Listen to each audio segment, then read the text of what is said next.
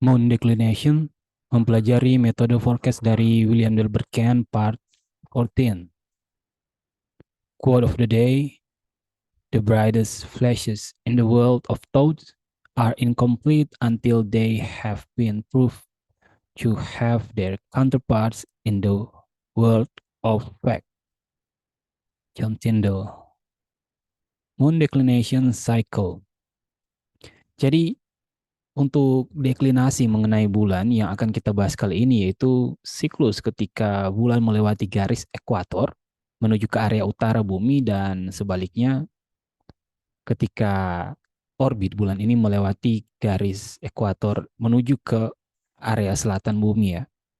Jadi kalau ini bumi, jadi ketika bulan berpindah melewati garis ekuator ini, maka itu dia berada di area utara dari bumi ini ya. Oke, bagian atas inilah gitu. Ini bagian bawah. Lalu ketika dia berpindah lagi melewati garis ekuator, dia menuju ke area selatan. Oke. Nah, di sini adalah north declination dan di bawah adalah south declination. Jadi ketika dia berada di atas dia akan disebut moon north declination, ketika ke bawah moon south declination atau deklinasi utara dan deklinasi selatan gitu ya. Ini untuk orbit bulan. Nah, lihat, perhatikan dan Earth ya. Earth. Jadi orbitnya anggap saja seperti ini gitu ya. Nah, untuk orbit ini, untuk siklus deklinasi bulan ini ya, sebenarnya berlangsung dari paling tinggi sampai paling rendahnya ya. Itu berlangsung sekitar 18,6 tahun. Jadi maksudnya gimana sih? Memang ada yang siklus untuk bulanan ya, tapi untuk yang 18,6 tahun maksudnya seperti ini.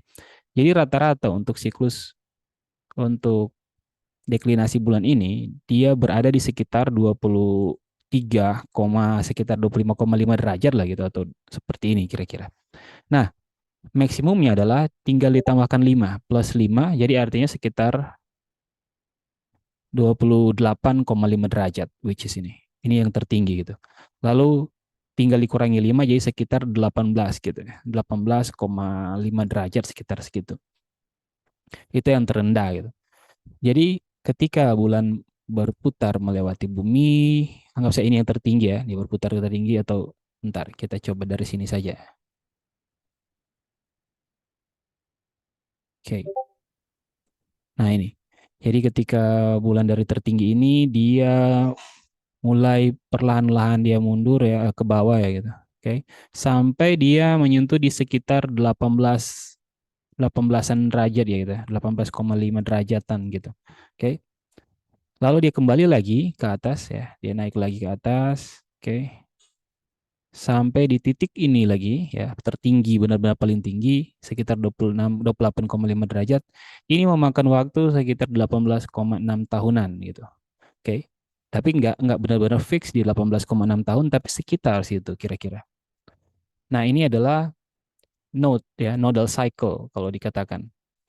Bisa dikatakan ya seperti demikian. Lalu untuk mencapai deklinasi tertinggi ini ya, seperti yang sudah saya katakan tadi, siklus ini membutuhkan waktu sekitar 18,6 tahun, tapi juga ada yang untuk bulanan di mana ketika bulan siklus bulanannya ya, ketika bulan dia melewati ekuator ini ke area atas ya, dia melewati orbit ini ke atas. Nah, di sini tetap menjadi north declination dan ke bawah south declination. Jadi ada maksimum declinationnya setiap bulanan gitu, oke? Siklus-siklus kecilnya. Jadi maksimum declination per setiap bulanan itu ada. Dia rata-rata sekitar 23 derajat. Nah, kita bisa melihat itu di astrolog ataupun bisa melihat di website sebenarnya. Tapi kita coba dulu dari astrolog ya. Nanti kalau Anda bingung, Anda silakan cek untuk YouTube di komunitas belajar forex ini tentang settingan astrolog gitu. Nah, settingannya standar ya. Kembali lagi calculation setting dan dicentang equatorial latitudes-nya. Dan Anda akan melihat di area sini ya. Ini 28,6, which is ini adalah Oktober 2005. Ini adalah yang tertinggi, yang terakhir tertinggi itu ya. Jadi siklusnya dimulai dari 2005 gitu. Oke. Dan yang dari 2005 ini siklusnya akan berakhir di, kita tinggal simpel saja kita tambahin aja ini. 2005 ditambah dengan 18,6 tahunan, itu siklusnya akan berakhir di sekitar 2024 lah gitu. Karena ini 2023,6, sedangkan ini 2005 sudah di area Oktober gitu. Berarti sekitar 2024 itu siklusnya kembali lagi tinggi di situ. Sorry, maksudnya kembali lagi di situ gitu. Jadi sebenarnya siklusnya adalah dari yang tertinggi ini ke 2024 itu tertinggi lagi gitu. Jadi sekitar 28, ini ya 28,5 atau 6 gitu derajat, dia akan kembali lagi sekitar situ. Oke. Nah, kalau yang sekarang ini bagaimana? Apakah dia dapat mencapai 28,6 derajatan gitu ya? Enggak. Ya. Coba kita lihat now ya. Now. Oke. Nah, lihat ya. Ini tanggal 12 Januari 2023. Oke. Di mana rekaman ini direkam 12 Januari 2023. Kita perhatikan di area sini tanggal berapa akan terjadi maximum declination. Nah, ini ya. Jadi maximum declination maksudnya adalah, coba Anda perhatikan ya. Ini angka yang ini ya. Perhatikan yang ini. Oke. Angka ini. Perhatikan ketika saya majukan tanggalnya, saya majukan waktunya, dia akan lebih naik ya. Sampai mentok di paling puncak, lalu lihat ya. Dia 404, 27,414, 456, lalu dia turun lagi. Nah, berarti yang ini paling tinggi. Setelah saya majukan lagi, dia udah turun lagi gitu. Oke, paham ya? Jadi ini adalah maximum declination-nya di sekitar sini. Oke, ini south declination karena dia minus. Kalau dia plus maka north declination gitu. 19 Januari south declination. Nah, kita bisa lihat juga di sini moontrax.com. Moontrax.com itu ada apa ya? Ada data untuk yang seperti tadi astrolog tadi, tanpa kita melihat astrolog kita bisa langsung ke sini sebenarnya. Sangat simpel dan lebih mudah gitu, lebih cepat juga. Jadi ketika kita masuk di sini, ini ada perbedaan waktu ya. Jadi memang dan perbedaan lokasi juga, tapi biasanya hanya beda-beda 1 hari gitu. Kalau di sini kita lihat yang paling tinggi di 27,28 ini ya.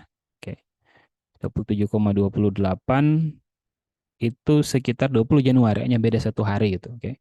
Jadi dia biasanya beda seperti itu, tergantung di waktu dan tempat yang kita gunakan settingannya ya.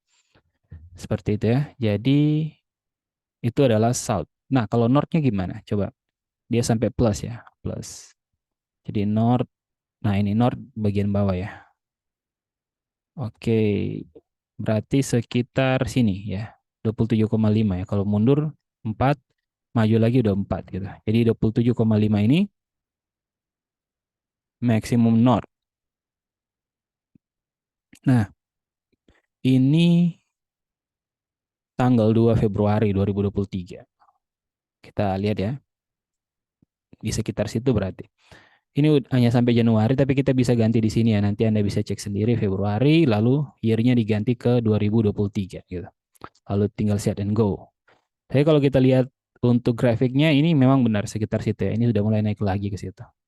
Ya, dan ini udah merah-merah ini. Jadi di sekitar Februari awal itu.